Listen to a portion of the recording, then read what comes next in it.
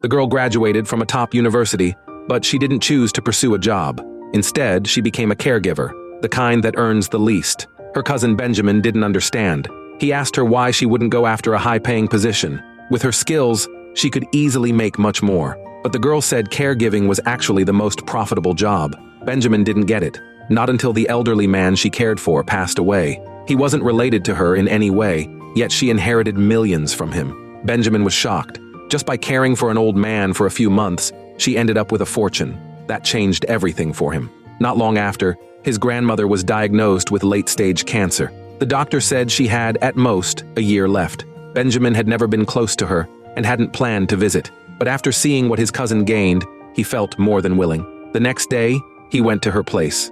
It was tucked in a narrow alley in the old part of town, surrounded by worn-out buildings. Still, there was a pomegranate tree out front that his grandmother had clearly tended to with care. The first thing Benjamin did was take photos of the house and list it online for sale. He was already picturing himself as a millionaire, but his grandmother wasn't happy to see him. She noticed how he showed no respect to the Guanyin statue in her home and told him to leave immediately. With no other option, he turned to his cousin again. She told him that if he wanted elderly people to like him, he had to learn how to actually spend time with them. So Benjamin went home, packed his things, and came back the next day, asking to move in. His grandmother was suspicious, but after learning about her diagnosis and realizing she needed company, she reluctantly agreed. Benjamin thought things were starting to turn in his favor. But the next day, when she went to the bank to deposit some money, she made him wait outside. She also refused to let him into her room. Benjamin started to feel discouraged. He began to wonder if he would end up with nothing.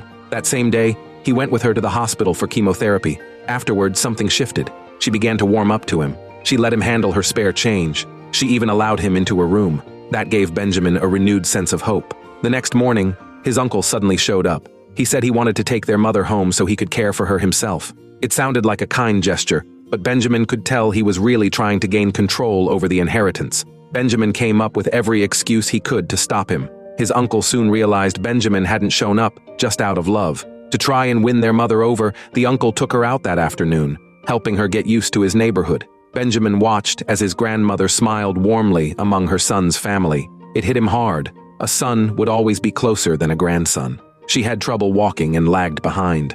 No one in the family turned back for her. Only Benjamin stayed by her side, quiet and steady. The new shoes she wore gave her blisters, but she wouldn't take them off. They were a gift from her son. Later, they stopped by a temple to light incense. His grandmother wrote down her wishes.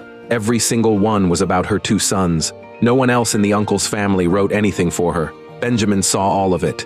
He said nothing but walked away, heart heavy. His grandmother happened to see the small paper he had left behind. It held just one sentence: "I hope Grandma stays healthy." Something in her changed after that. Her health began to decline quickly. When she became critically ill, it was Benjamin who rushed her to the hospital. By then, he no longer cared who got what. He only wanted her to live. But just then, his mother handed the deed to the house over to his second uncle and said it was his grandmother's decision. Benjamin stood there, stunned.